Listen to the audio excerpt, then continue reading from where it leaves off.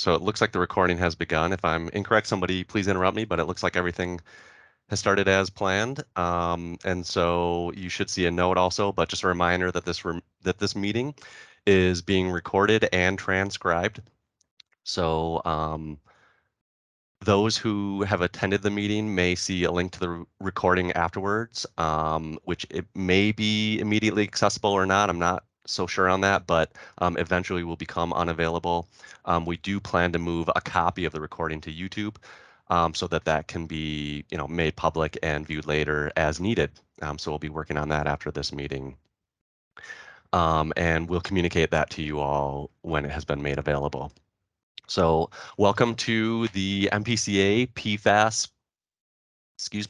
PFAS air emissions reporting information session. It's kind of a mouthful. My name is Joe Miller. I use he, him pronouns, and I work in MPCA's air data analysis unit on the emissions inventory team. The main purpose of this meeting is to provide facilities with information and answer questions regarding the tracking and reporting of air emissions of PFAS compounds, and to ensure facilities begin gathering information they need in order to report their 2023 emissions of PFAS compounds in 2024. So just a note on the presentation, we will email the slides out along with a link to that recording at a later date. So a quick overview of the things that we'll be discussing today. First, discussing, as I mentioned, PFAS, just broadly, but PFAS air emission reporting, a review of it, overview of what's been done so far, as well as some logistics of reporting emissions and calculation methodology and related resources. And so I'll be talking through all of those. And then prior to questions, Mark Severin will talk for a bit about related stack testing. So we plan to take questions, excuse me, just getting over a little bit of illness. Hoping my voice holds up here.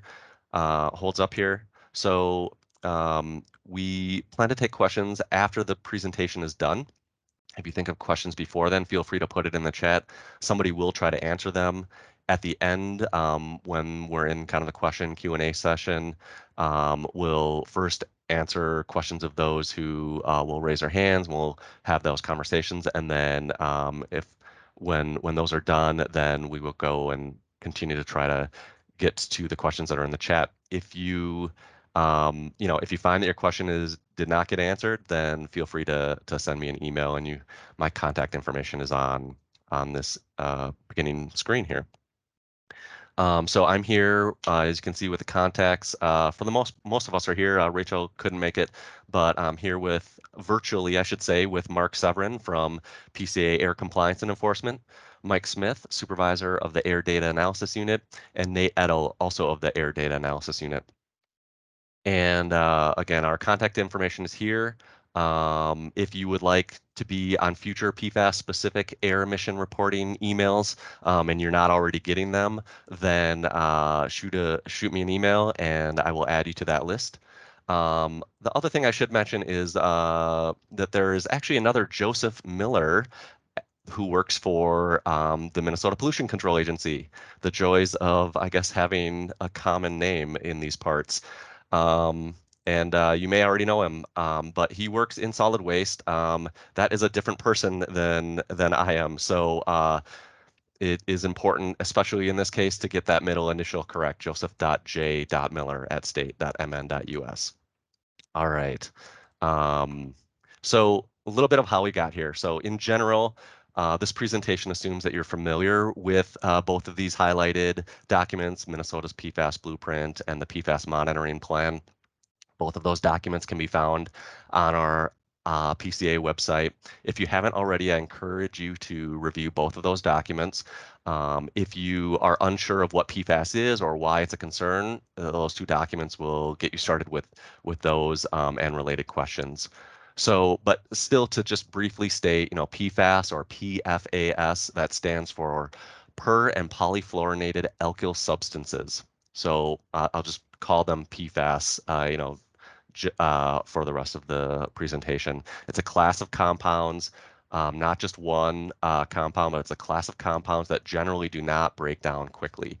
That has led to them being called forever chemicals. So these chemicals can be toxic, and because they don't break down quickly, they persist in the environment for a long time. Just to broadly summarize the PFAS monitoring plan, it is the PCA's plan that we've developed in order to coordinate the gathering of PFAS information from emitters across all media. While water-related issues are a major component of the concern surrounding PFAS, air emissions are an important part of understanding the complete picture of PFAS pollution. Inhalation of PFAS compounds could be a concern for some pollutants, for some PFAS pollutants, and deposition of PFAS from air onto land and water bodies can also, land can essentially it can be washed into water bodies, and water bodies themselves can become impaired or degrade. So those water bodies, of course, like lakes, rivers, streams, but also, it can ultimately affect groundwater that could be used as a source of drinking water. And then also just to very high level share some historic, I guess, ways that we've communicated, especially with the emission inventory contact, the EI contact, and related authorized submitter wrapping up in August of 2022 and contacting really our last set of facilities to just indicate that they would be included as just, I guess, what I'm calling in this presentation as one of the identified facilities. So, all right, so just to reiterate, this meeting is really going to focus on air emissions reporting for the identified facilities, specifically estimating and reporting them, and for emission inventory year 2023. Due April 1st, 2024. So this is called out in the monitoring plan, and is likely not a surprise to most of you who have been, who have tuned into past communications on this issue. The PFAS pollutants, and some of this might be a bit of review again. PFAS pollutants that we are asking facilities to review and report is defined by EPA's other test method, or OTM 45. They're listed target analytes in that document, in the document that defines that other test method. So there are thousands of PFAS compounds in existence. For the air monitoring plan for emission inventory year 2023, we're requesting submission of the 50 PFAS compounds from EPA's OTM 45, which I guess just to state more completely is EPA's method for measurement of selected PFAS from stationary sources. So this doesn't mean that all facilities are being asked to complete performance tests. If we're asking a facility to do that, then you should have been contacted by us. If you're still just not sure, then feel free to reach out to Mark Severin, whose email address was on that initial slide, and we'll repeat the email address contacts at the end of the presentation as well. So then there are, I just want to mention also, there are PFAS compounds that are not detectable by OTM 45. There's, I just said there's thousands of them. 45, OTM 45 is measuring, roughly 50 of them. For the rest of this presentation, when I'm referring to PFAS compounds, I'm really just thinking about and talking about the PFAS compounds that are on the that are identified by OTM 45, or that are on our list of pollutants that we're asking you to report. So there are PFAS. And just another note is that approximately 1/3 of the OTM 45 listed compounds are available for submission, also via the EPA's Toxics Release Inventory, or TRI.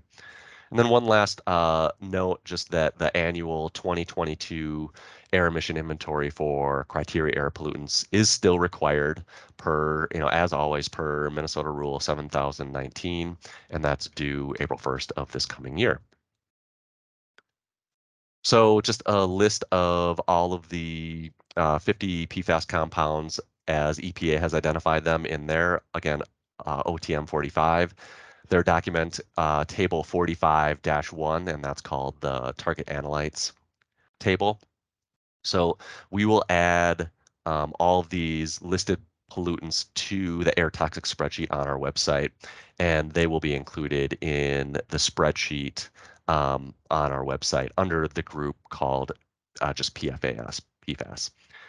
And then also note that we are considering expansion of this list of cast numbers to include the salts and anion or anions of each of these compounds, and we'll be communicating that by email when we decide the final list of cast numbers, just as soon as we can.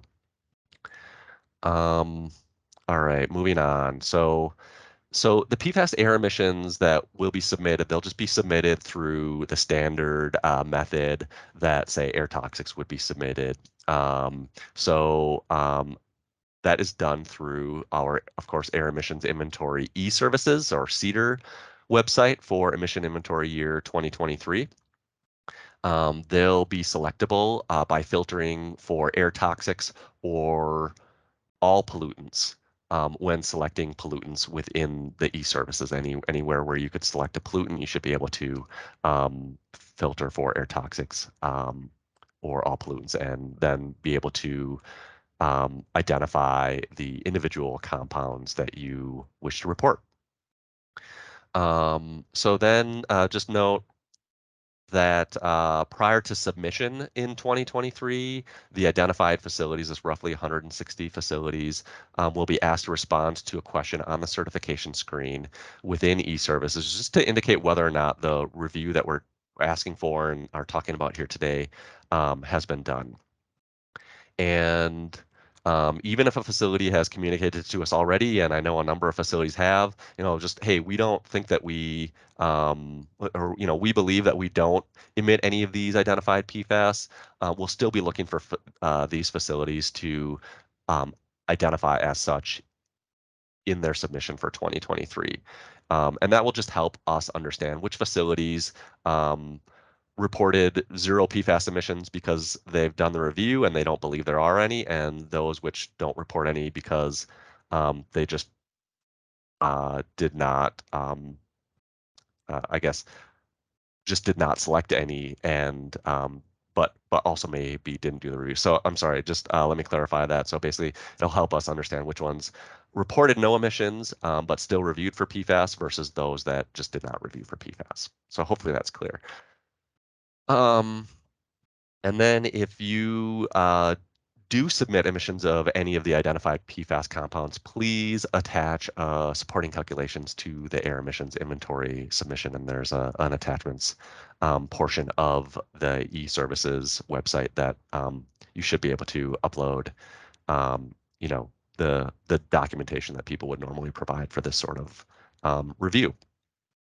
So lastly, note, not just the 160 facilities are able to submit these PFAS pollutants in 2023. All facilities will be able to, but it's these 160 that will be asked to just do that verification by answering a likely to be a question, asking you to confirm that you've done the review. All right, moving on. So how should actual PFAS emissions analytes listed in the previous slide be calculated? I think you pretty much all recognize or many of you, I should say, will recognize just that method of calculation from 7019.3030A, and then just in order from most preferred to least preferred. And I'm not aware of SEMS, but if there were some, we would love to see the SEMS data. Performance test and stack test data, we know at this point is not super common, but if you have it, then we would love to see it. Whether it supports calculations or not, would be very interested in having that information to better understand our PFAS emissions in Minnesota. Then material balance, emission factors, enforceable limitations. This is number 3, especially material balance is the most likely, I think, method for most facilities to provide us with emissions calculations for the PFAS, for these PFAS compounds. Um, and so we'll focus a lot of this presentation on talking about material balance related issues. Then so facilities, I'll also just say, related to material balance, you may also want to consider independently having some of the materials you use tested for PFAS. That's the sort of information, along the lines of, I guess, number 4, where, best engineering judgment, engineering tests, testing of your products, all that might be, suitable for identifying, estimating PFAS emissions of PFAS compounds. And then, let's see. So lastly, on this slide, if there's believed to be PFAS at the facility, but it can't be quantified through any other methods, then stack testing may be the last option to determine PFAS emissions from a given process. So just to continue with how emissions can be calculated, there's also potentially cases where control equipment that you have at the facility, you might want to incorporate that into the calculations that you submit and emissions estimates that you submit. And there's a couple different scenarios, and I'll let you read through. But if ultimately if those conditions are met, then in general we would say go ahead and use the control equipment in estimating, essentially reducing what you would have estimated from the material balance.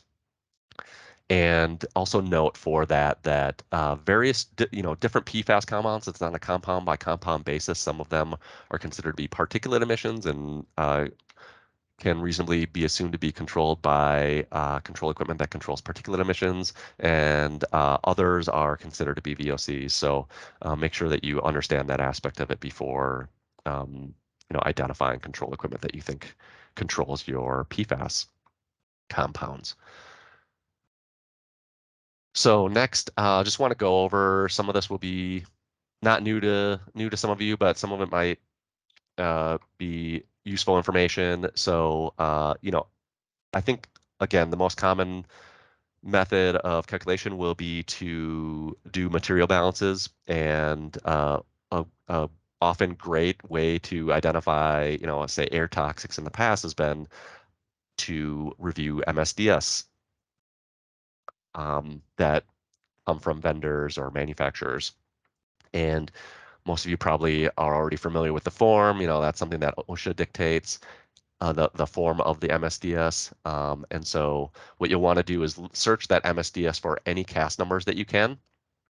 And so essentially find a section. It's often like labeled like a list of hazardous compounds or something like that. I've seen it vary what section number it is and that sort of thing. So you just need to look through pretty much the entire MSDS to make sure that you've identified it. But that table will generally look like the one on this slide.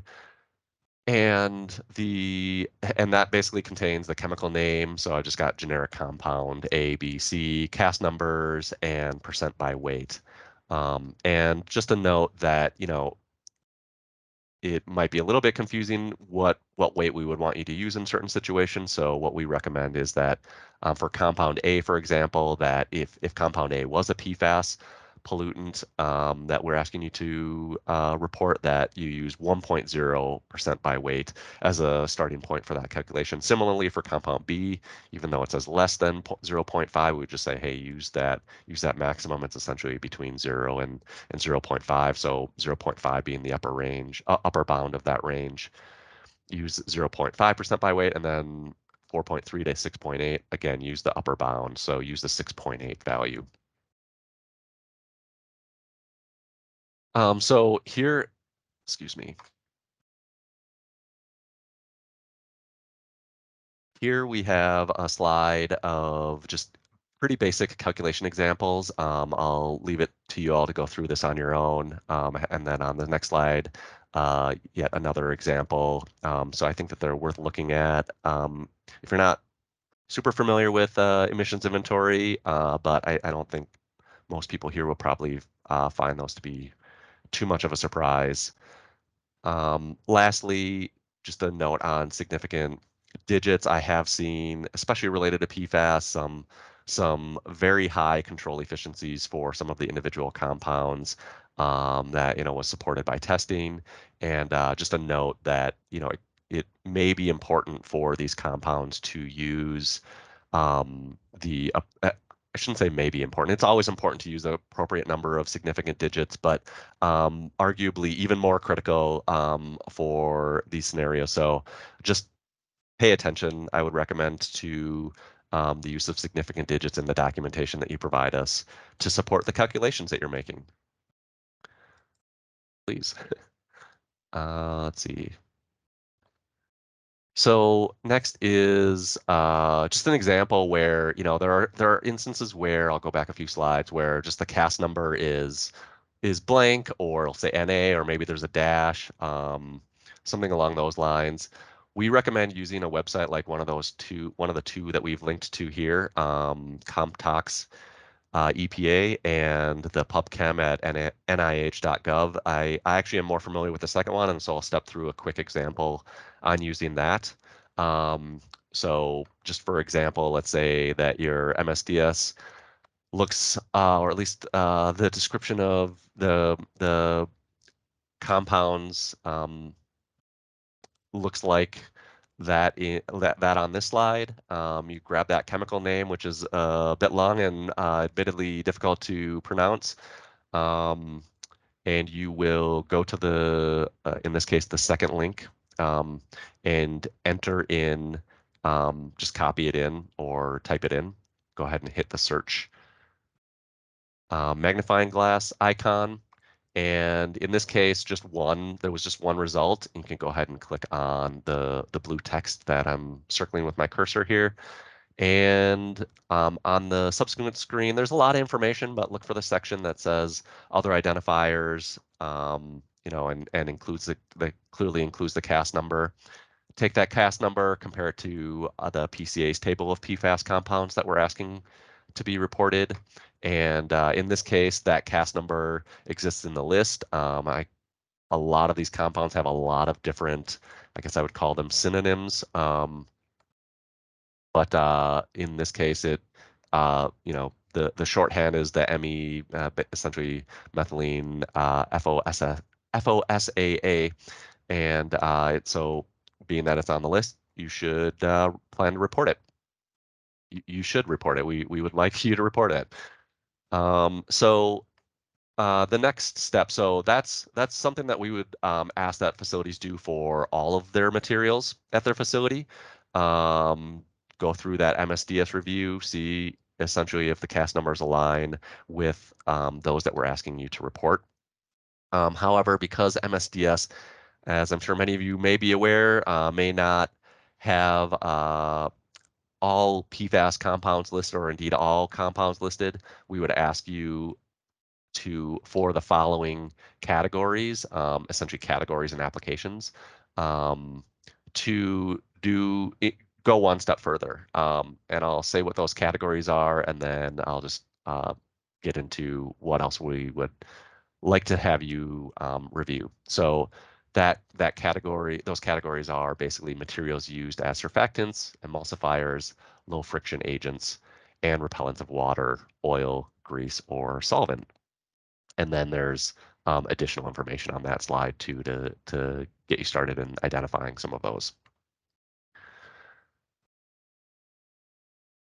So what we recommend that you do with any materials that fall into those categories at your facility is to share a list of the PFAS compounds that PCA is asking about, that we're asking about here, and share those with the vendors and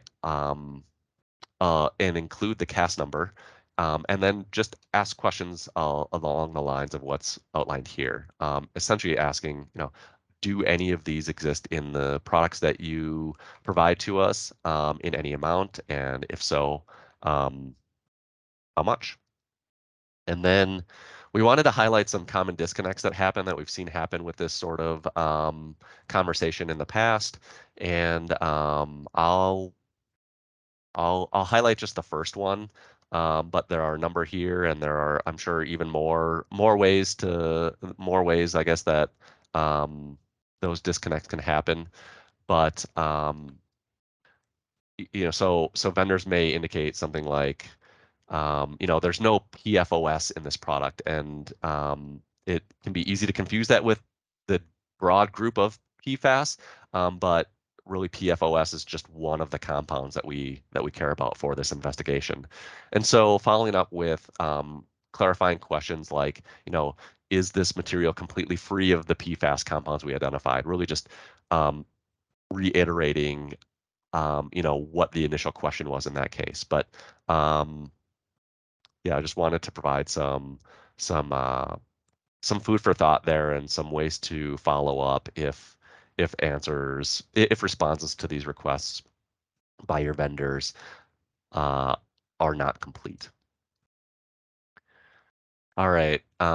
So basically, we've talked about pass numbers in MSDSs primarily, as well as following up with vendors for specific types of materials. We also wanted to provide another resource, or at least reference another resource that we're working on. So there's a lot of information out there spread out in different places, journals, industry reports, and so on. And we just want to let you know, that we've been doing research to collate and combine that information in a more usable format. So one example of these products that we are developing is this PFAS containing materials catalog. So it's essentially a spreadsheet that organizes information from a lot of different sources. So it's not an exhaustive list of all materials ever created that have PFAS, but it does have useful information about which chemicals have been found in different types of products and materials. So a version of that catalog, we're planning to email a version of that catalog to you in the coming weeks. And we just think that this is one more good tool that will be helpful in researching sources of PFAS at the facilities that we're engaging with on this issue.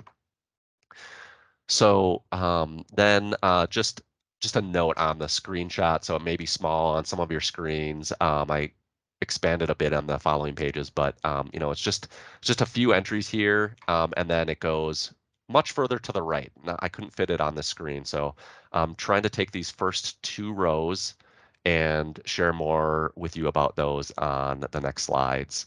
So you'll notice like the first, I guess, 5 or 6 columns here are present on this next slide. So this is just zoomed in a little bit better, or zoomed in a little bit so that people can better understand the information in it. And so just FYI that, again, this will be a part of like an Excel spreadsheet and Microsoft Excel spreadsheet, and the user will be able to sort and filter based on the relevant industry, or whichever. I think it's primarily the relevant industry, but that may help you again identify information that has slipped through the cracks, or that didn't come up in other parts of your investigation. And then also just note that that you may also find useful information outside of, like, if you are part of a specific industry identified in the industry column, you may find information that's useful across various industries that you do not identify as, I guess, a part of. And so then, okay, so this was the first kind of zoomed in view. The second, I guess, this is the first zoomed in view, and then I will click to advance the slide, and it will show you what is to the right of this for these same 3 rows. And I'm not going to stay here for too long, just to, again, give you a flavor of it. And then we do plan to email out a copy of that spreadsheet to you all. And then I think a couple more, a couple more issues I'll talk about, and then I'll turn it over to Mark here. First, some additional resources, an additional resources slide. So PCA's PFAS monitoring plan FAQ, link to that, as well as the Interstate Technology Regulatory Council, which has some great information on PFAS, their website as well. And then lastly, some common questions that we get. Just wanted to share those with everybody at this point. I guess the first one I already covered earlier in the presentation. Just even if you've already done the review, we're still asking that you make the appropriate indication in the emissions inventory submission process through our e-services. And then question also comes up, is this voluntary? And the short answer is yes, it's voluntary. Though we do intend to follow up with facilities that indicate that they did not complete the review. We really just want as complete of information as we can get. But we understand there may be difficulties, and we do want to work with you to overcome any related obstacles. So please don't hesitate to reach out to us on questions that you have.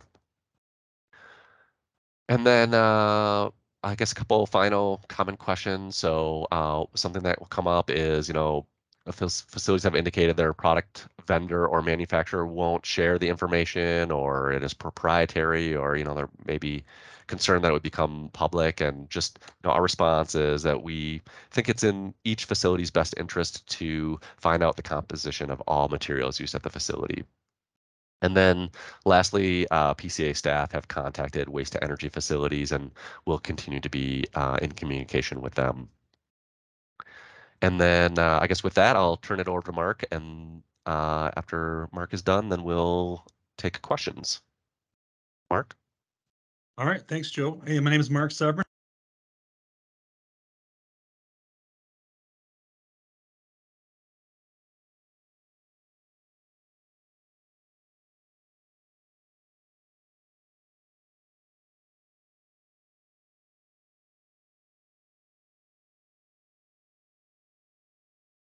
Mark, I think we lost you. You might be on mute. Oh, geez. Oh, okay. You hear me now? So yeah, just a point of order. I'm sorry. I think maybe that as we're muting people who come into the call, that you're getting caught up in that, Mark. So if we can mute people individually, I think that will fix the issue. Okay, well, I'll just start right up again. Like I said, I'm Mark Severin, stack testing coordinator at the PCA. OTM 45 is the PFAS stack testing method, and OTM stands for other test method, which means this method hasn't gone through the EPA's rulemaking process, so it's not promulgated. It has, however, been reviewed by the EPA's emission measurement staff and found to be potentially useful to the emission measurement community.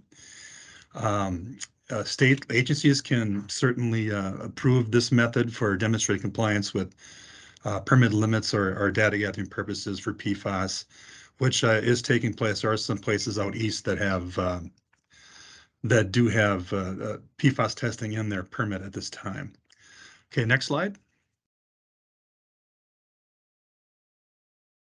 Some of you will be asked to stack test the next time you're going through your normal permitted testing. If you have a permit requirement to test in the next year or so, you'll receive a notice after we get your test plans asking you if you're going to be testing for PFAS during this sampling event as well, and if not, explain why.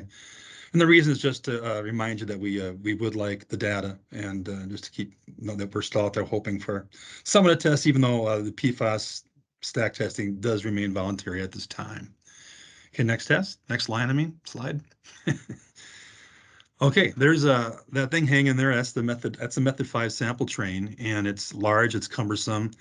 And if you've never stack tested before at your facility and you decide to stack test, you may need to do some modification of the stack. As you see here, there's some requirements of that monorail system there and everything. And also, it requires a stack at least 12 inches in diameter. So if we had a small stack, we can talk about it in a meeting, but this method really is for 12 inches and larger diameter stacks. Next slide. So the OTM 45 sample train, this is a diagram of it here. It's a modification of what you just saw. There's some added things. There's a condenser. There's a couple resin tubes there. And this slide is color coded, and all those colors are a different sample that needs to be analyzed for all 50 of those PFAS pollutants. Now, I've heard that a couple of these can be combined, but it does, either way, it's still, there's a lot of analytical going on here. Plus, there's three different blanks that go along with the test. So that drives the cost up quite a bit to the point where estimated cost of these tests is between $40,000 and $50,000 per location. So let's say you have three stacks you'd like to test. We'll take the number times 3. So it does get rather expensive. Okay, next slide. Oh, there are no next slides. That's right. Well, let me just remind you that right now there is no financial assistance for conducting these tests at this time, but we have offered some financial assistance to some waste to energy facilities that are publicly owned. We have until tomorrow to get back to us whether or not they want to take us up on our offer or say thanks, no thanks. At that time, we'll have to reconvene here at the PCA and discuss what to do with those funds. It'll be brought up to possibly offer those to the private sector as well, but it'll go through the commissioner's office, and hard to say where that's going to go. If it becomes reality, however, we will definitely be in contact. There, now I'm done. All right, thanks, Mark. And so, yeah, now the next slide, questions. So, yeah, thanks again, Mark. So we'll begin the Q&A section now. We ask that people virtually raise their hand or type a question into the chat. I will then call on people who have raised their hands, and we'll proceed in that pretty typical fashion. Then if everybody is done with their verbal questions, then we'll attempt to respond to all the questions in the chat by the end. I haven't had a chance to really look at the chat here, so I'm not sure what's been going on there, but we'll do that while people are verbally asking questions, and I know other organizers of this meeting will be doing that as well. If we don't, just to want to reiterate, if we don't get to your question during this meeting, email me, please, and we will follow up with you individually. And then while we work to address questions, I'll advance to the last slide here, just our reminder of our contact information. So thank you. Hi, Joe, this is Mike. The only questions really that we see in the chat are related to the proprietary or confidential. And again, we think the MPCA thinks it's the best interest of all facilities to know what they're emitting in their products. And even if a vendor says they are trade secrets, I would question that and also potentially explore other options. But we do know that may be a response, but it also is on the facility's responsibility to know what you're actually emitting and actually what's in your products. And I don't think I see anything else other than the question about proprietary or confidential information regarding that. But anybody can also raise their hand and we'll call on them. Please feel free to raise your hand and or just kind of bump something in the chat if you feel like we overlooked it. And Sophie Green. Sophie. Yes, Sophie. Sure. Yeah. So, hi, everybody. My name's Sophie Green. I'm the PFAS coordinator with the MPCA, and I just had one more thought about the trade secret question. I mean, I know that this is a challenge with some of these PFAS compounds, and I think one thing that might be helpful is if you have the conversation with your supplier by showing them the list of 50 analytes in that Joe already described. Some of these compounds that are proprietarily developed and are not the ones that would be on the list of 50 analytes in the method. So it's possible if you ask the question, tell me exactly which PFAS is in your product. They might say, I'm not going to tell you that. And if you follow up and say, can you tell me if it's one of the 50 on this list? They might say no. so that could be helpful information as well, because you might be able to at least narrow down the PFAS in the product as being a compound that is not on that analyte list. So that's just one more suggestion that might be helpful. But I do want to acknowledge that this is a challenge. Yeah, I think that's a great tip. Thanks, Sophie. And also, just to know, like an individual, also Ann Jackson of the MPCA identified, like emissions are not confidential. Potentially, like activity through the like through your permit and certain things could be identified as confidential, but emissions are always public. So also remember that emissions are never handled as a confidential information.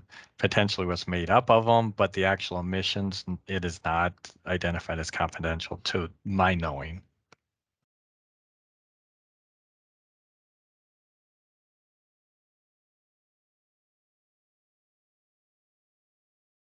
I see Teresa Gilchrist put in the chat. Could you recommend sources for PFAS control? Could you recommend sources for PFAS control efficiencies by control equipment type? I'm personally not aware of the existence of those. The ones that I've seen have come from individual testing that has been done at a facility. Beyond that, I guess I'll defer to anybody else who might know more, but I'm not familiar with the like an aggregated source of that type.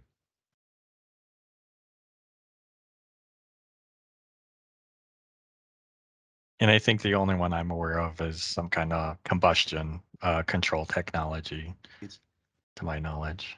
No. I prefer to talk to you. I mean, this is my last chance. So, oh, good.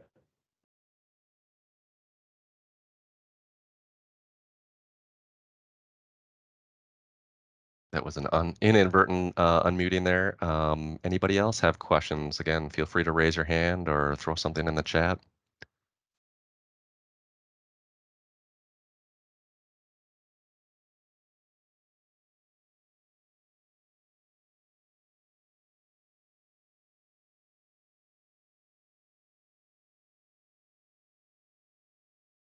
And also one thing to, as Joe identified, if questions come up, just email Joe directly. The MPC will attempt to get back to you in a timely manner, because things, I'm guessing questions will be coming up as you're looking into this as well.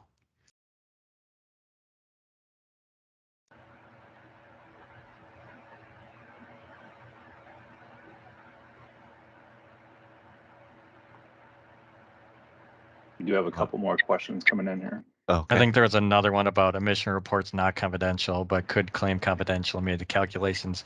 Not to my knowledge for the calculations either. What you need to report for calculations and emissions, I have not seen identified as confidential previously. But there's a long process to go through for that confidentiality through the permit application process.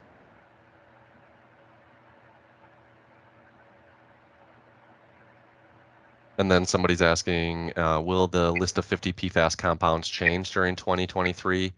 No, we will be finalizing that list of compounds soon here. I can't provide a specific date, but I think I know I mentioned earlier in the presentation, but just a reminder. So those 50 PFAS compounds, we definitely want to know about any of those compounds that you all have in any of the materials you use.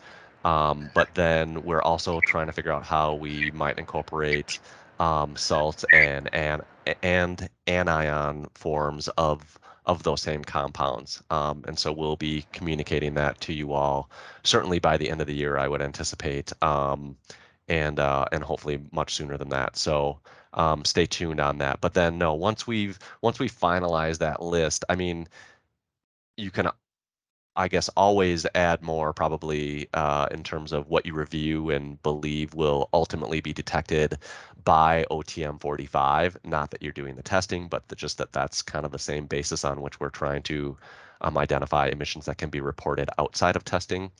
And those so those new compounds, maybe they would be identified on a OTM 45, but we just haven't included them in the list. our goal would be to have that list be static from the time that we email you when we follow up on that in the next few weeks here. I hope that answers your question, John. John R.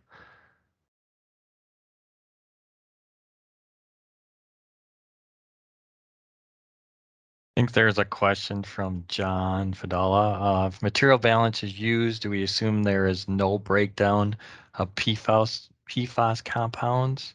Yeah, I mean, if you have information that suggests that it would break down, prior to the stack, then you could incorporate, additional, again, scientific or engineering information to further refine your estimates. But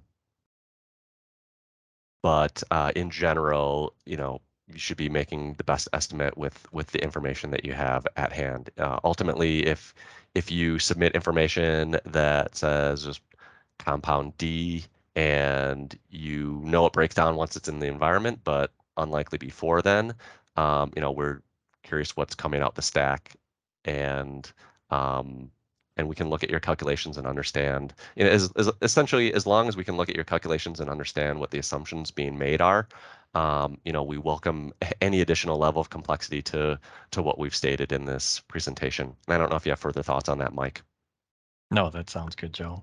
There is another question regarding any indication from EPA regarding timing of when or whether OTM 45 might be adopted as a promulgated EPA test method. I don't know if Mark Severin, you know that? No, there's not. That's still up in the air. That's all I can say. I see Sophie put a link in the chat to EPA. I'm not sure if that is related to Cheryl's question, or Sophie, can you comment on that? Yep, it's pretty much in agreement with what Mark just said. So EPA commented on this in their PFAS roadmap which they released last year, and specifically on this method being finalized. They just say expected 2022 and ongoing is the timeline that they put.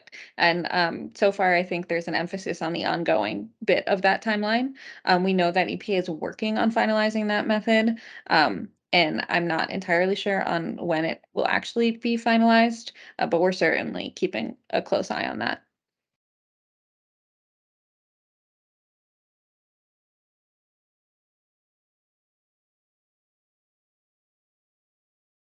So Denise, on what we'll do with this presentation, so it's a good question.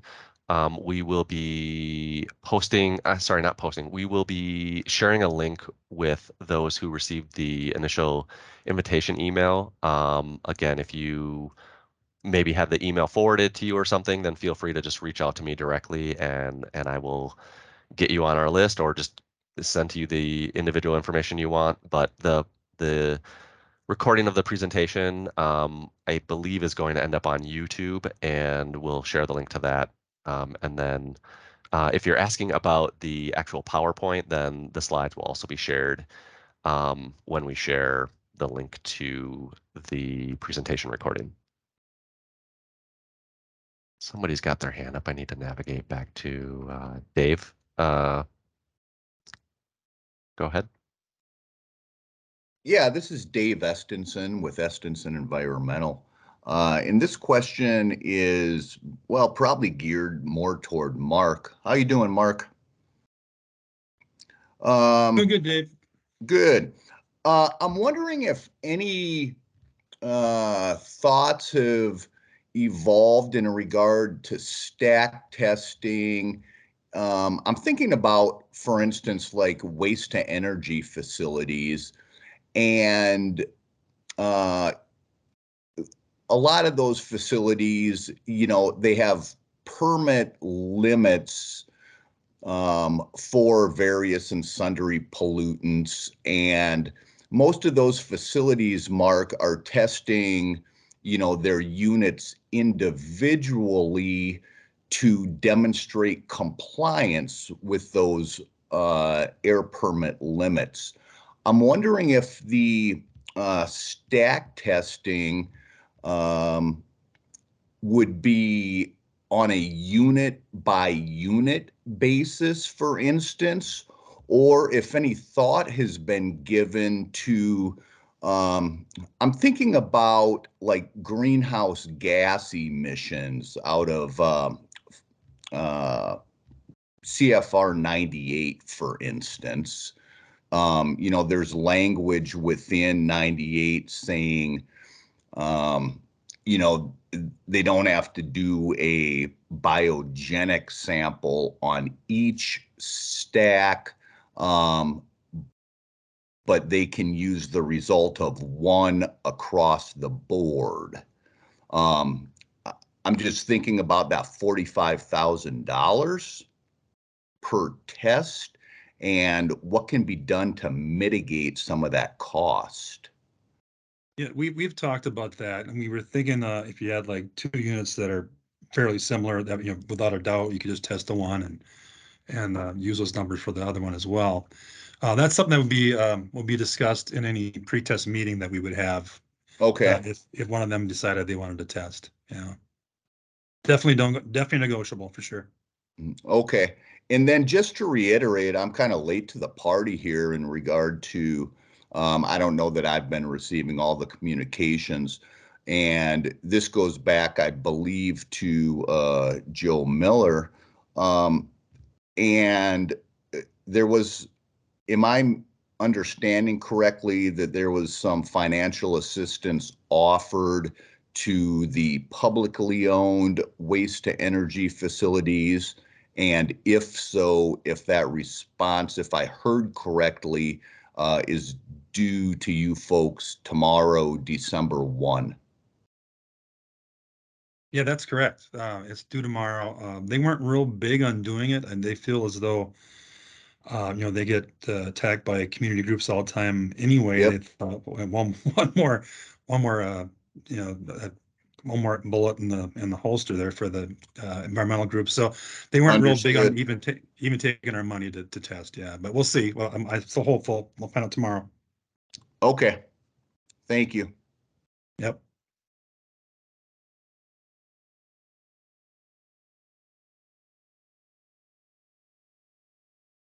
Thanks, Dave.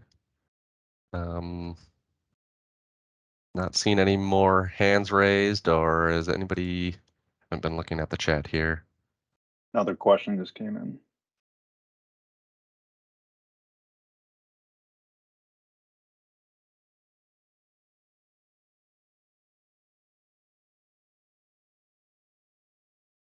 So, Sophie, I'm hoping you can chime in on this. So, oils, Nate is saying oils and lubricants were listed as potential PFAS containing materials.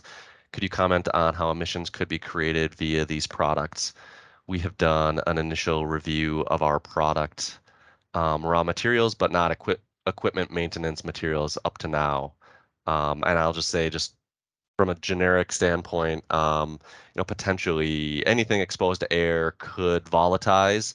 I assume that that's generally how this would end up in the air. If there were perfect seals or something, assurances that no part of it was reaching air, then potentially, maybe it's not as big of a concern. But Sophie, I'm not sure if you have a better sense of this.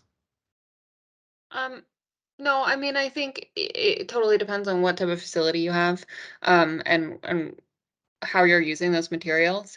If like an oil or lubricant ended up somehow in a furnace or something that's going to be contributing to your emissions, then obviously you'd want to consider that. If you're just using the oil or lubricant to keep a piece of machinery running and it doesn't have any contact with any of the materials that are moving through or potentially getting released, then I would not probably put too much effort into chasing all down the materials for all of that. So I think you need to think about it in terms of what could be released in your specific facility based on the processes that you have in place.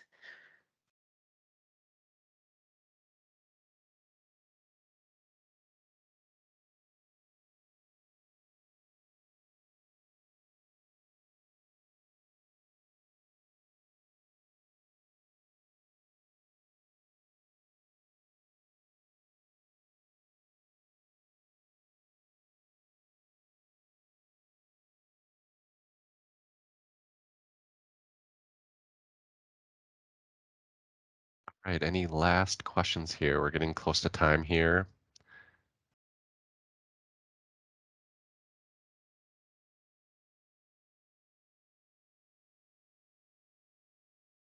So Yep, go ahead, Joe. yeah, I see Stephen or Stefan. So they're saying, so if we use a paint that gets rolled on, would that be an emission? And I think similar to what Sophie just said, it would really depend on the process. But again, thinking about from an air perspective, rolled on emissions are going to be much less than, say, sprayed on emissions of paint. So it really just depends on the mechanism and exactly what your process is. I think theoretically it is possible, but it probably should be evaluated on a case-by-case basis. Right, and especially if that paint is volatile, any kind of VOCs and or PFAS that could be volatile would also be released.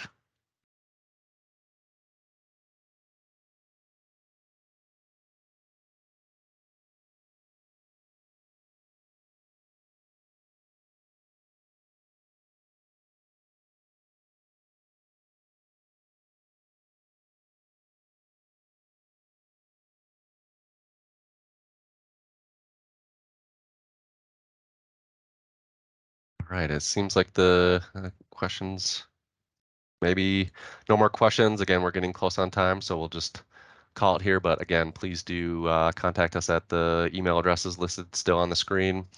Had some closing remarks, reminders that I wanted to do, so let me locate those here.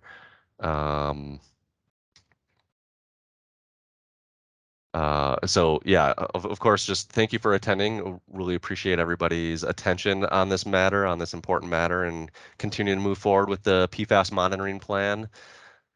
And a reminder that Teams recording, if it's indicated to you that it's available, it may only be available for a limited time if you have access. But again, note that we do plan to make that available via YouTube, and I'll be sending a link out for that, and as well as a copy of the presentation. And then also that Excel spreadsheet that I promised, that the material catalog to everyone also who had received the Teams meeting links from me. Be emailing that to you as well. And lastly, we still owe you all a list of the updated cast numbers related to addition of salt and anions, if that's the direction that we go with that. So with that, I'll again say thank you, and this concludes the meeting.